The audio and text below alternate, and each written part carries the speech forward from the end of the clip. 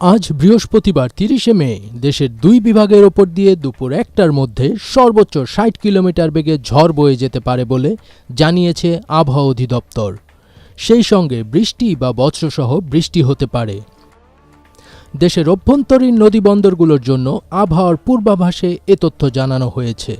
এসব এলাকার নদীবন্দরকে ১ নম্বর সতর্ক সংকেত দেখাতে বলা হয়েছে।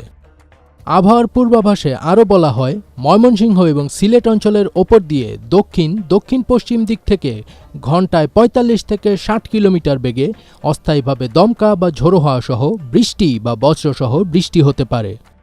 এদিকে বুধবার সন্ধ্যায় দেওয়া ৩ দিনের আবহাওয়ার পূর্বাভাসে বলা হয়েছে, আজ বৃহস্পতিবার ৩০শে মে রংপুর, ময়মনসিংহ, সিলেট বিভাগের কিছু কিছু জায়গায় এবং ঢাকা ও চট্টগ্রাম বিভাগের দু-এক জায়গায় অস্থায়ী দমকা হাওয়া সহ বৃষ্টি বা বজ্রবৃষ্টি হতে পারে। এছাড়া দেশের অন্য জায়গায় অস্থায়ীভাবে আংশিক মেঘলা আকাশ সহ আবহাওয়া প্রধানত শুষ্ক থাকতে পারে।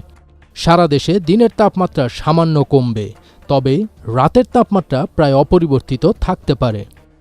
আগামীকাল শুক্রবার রংপুর, ময়মনসিংহ, সিলেট বিভাগের কিছু কিছু জায়গায় এবং ঢাকা ও চট্টগ্রাম বিভাগের দু-এক জায়গায় অস্থায়ী দমকা হাওয়া সহ বৃষ্টি বা বজ্রবৃষ্টি হতে পারে। এছাড়া দেশের অন্যত্র অস্থায়ীভাবে আংশিক মেঘলা আকাশ সহ আবহাওয়া প্রধানত শুষ্ক থাকতে পারে। সারা দেশে দিন ও রাতের তাপমাত্রা প্রায় অপরিবর্তিত থাকতে পারে।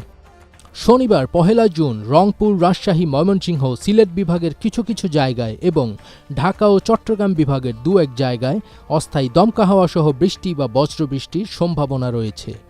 এ সময় তাপমাত্রা প্রায় অপরিবর্তিত থাকতে পারে। বর্ধিত ৫ দিনে দক্ষিণ পশ্চিম মৌসুমি বায়ু চট্টগ্রাম উপকূল পর্যন্ত অগ্রসর হতে পারে।